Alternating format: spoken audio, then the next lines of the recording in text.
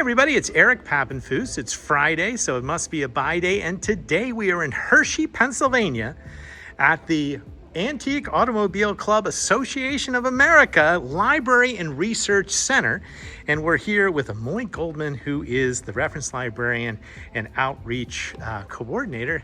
Hi Amoy, how are you? Fine. All right, well, this is an incredible place. I am amazed to say I've never been here before. It's free and open to the public. It has a wonderful reference collection, which I'm happy to come and show you. Moy, why don't you give people like the top 3 reasons why they should come visit you here at the library? Well, first of all, I want to thank you for coming Yeah. to visit because we feel like we have a lot to offer. You can come here, and in our lobby area, which we also call our atrium, we always have vehicles on display, up to about 13 different vehicles, many of which are owned by the club, and even includes right now a Harley Davidson that's antique. And we do have some electric cars, brass era cars, so that's definitely one thing you want to come see. We also have a library upstairs, and that's open to the public as well as our members. If you just like cars, if you are actually working on an antique vehicle and you need some information, or you just want to come and see a library, we're open to the public, and we actually have quite a bit of information that is helpful for people beyond cars. Well, it's an incredible library. We'll take you up there to look at that in a minute. Organized by make of vehicle, which is pretty cool. And you can find everything from old travel guides to repair manuals to you name it. You got a lot of donations to the library, and what brought us here today was a collection of books that we purchased for the Scholar that are duplicates of things that you already had in the reference collection. I thought I'd just show off a few of those. Look, we've got travel guides. This is California.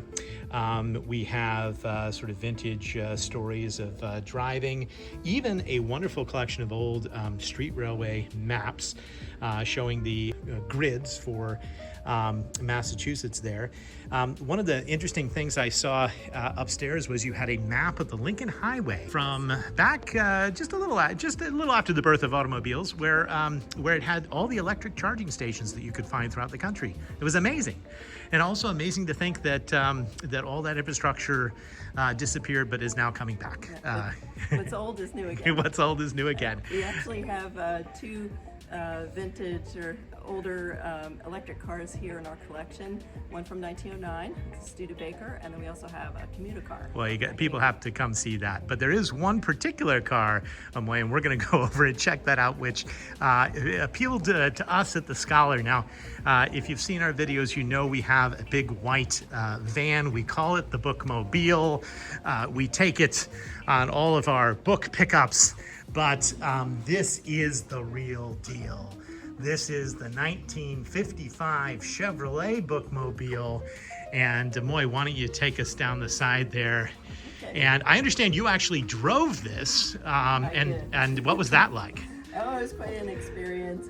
I think we topped off at 35 miles an hour, and everything was moving and shaking, but it did the job. We were able to get to our local destinations and show people our bookmobile. Oh, well, it's awesome. And like any good bookmobile should, it opens right up, and look at that. Now, I preceded the book with some of the other books that we had just purchased from you, but travel literature was its own thing. All these books from like the 1920s and 30s, early stories of travel. Great independence. So the girls at Newport, they were getting their independence traveling. Do you know what kind of vehicle that is? Can you tell from? And I don't know. I'm not sure. It could be a generic depiction of a car, but look, there's Phil Bradley at the wheel. I don't know Phil, but he was taking them out. Very popular. And the automobilist abroad. Well, this is really, really cool. In terms of the library, we'll go upstairs and we'll check it out. But do you have 1 or 2 books in the library that are particularly interesting to you, or that are really special or unique about in the collection? I'll have to go see when we get Okay. up there. All right.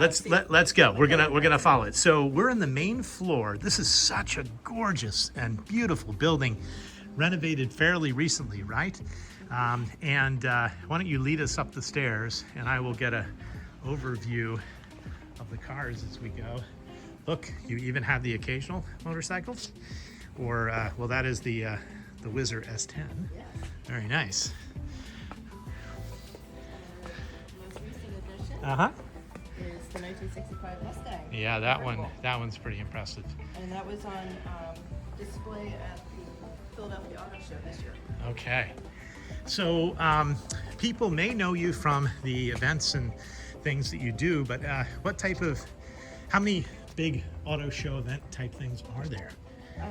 Well, we have one every year in October, first week Uh-huh. of October. We have the what used to be known as the Fall Meet. And we have a big car show and swap meet, and the library is open and it is packed. So. All right, well, let's just take a quick look at the stacks here because these are incredible. What would you say your average person is doing when they come to the library? Are they restoring a car? Are they interested in just learning more about the history of cars? Or Well, it's a combination, but I'd say probably most people are after a specific piece of information, whether it's actually to restore their car. Some people are looking for documentation information that allows them to restore their car so that they can show them in the AACA shows, since they need to be authentic. yeah, and that's, I'm sure, a real deal. Look at that. Now highly collectible, but that is the official Lego. Did you have to partner with Lego to get a official bookmobile design? Well, actually, my coworker Matt Hawker over here Matt! was Hey, the Matt. creator. Okay, Matt. Well, I know you're going to show us one aspect of the library which is going to surprise people, but which I was really impressed by. But tell us a little bit about how you managed to get a limited edition Lego bookmobile made. So it's unauthorized Oh, okay. kit, Yeah. but we make sure to put that in the paperwork. But Yeah. past colleague and I, we were tasked with making a promotional model kit for the bookmobile.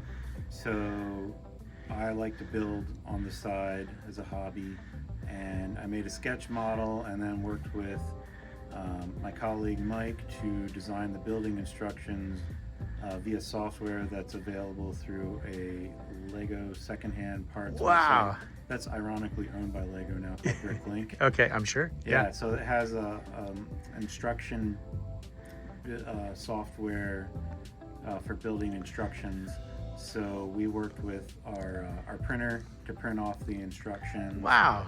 box, and then we sourced all the pieces and assembled the kits by hand. Well, I mean, that's incredible. And it's one of the neatest things I've seen. But the other thing up here, which I think is close to your heart, which is really amazing, is that you have a vintage collection of video games related to automobiles. And I believe I am filming the original Mario Kart box. Is that correct? Yep, that's the first one. I know Mario Kart 8 is the best-selling racing game of all time. Wow. So that one, all the games that are here are accessible to the general public, that they can play them in person on original hardware and original CRT televisions. Now, I might want to play the double game board of the Lincoln Highway. No. But I think more people are going to want to play the original Mario Kart. Shall we go over and see that? Now, is this your favorite automobile game, or is there? What, Mario Kart? Yeah, Mario Kart. Hard to say. Go ahead. You can Sure. plug her in. We just power it up. We have a little AV switch with all the different systems on Yeah. different numbers. There's about 10 different consoles here. As so early cool. as the Atari 7800. Yeah. Yes, of So course. we'll just flip Mario Nice. Kart on. There it is. Oh man, So you can come and play that here in person. that is so cool. And not only can you play it in great comfort, but you can also do some research and some other things. Well, that's really inspiring, and I think incredibly unique about your collection. And so how many Saturdays a month are you guys open? So we're open one Saturday a month, Okay. which is advertised on our website. We have Great. the Saturday hours. The only ones that we're not open are in October and February, and that's because the big Hershey car show, Yeah. the AACA National Yeah. is in October, and then our AACA annual convention is in February. All right, well, I got to get back to the Scholar. I wish I could take the bookmobile back, but I'm going to take a whole carload of wonderful books on cars back to the Scholar, and they'll be available for people to browse soon. And then I hope you'll all come visit. It's an incredible museum and research library here. Thanks for watching. I hope you watch next Friday and every Friday at noon for more adventures in the world of books and vintage video games.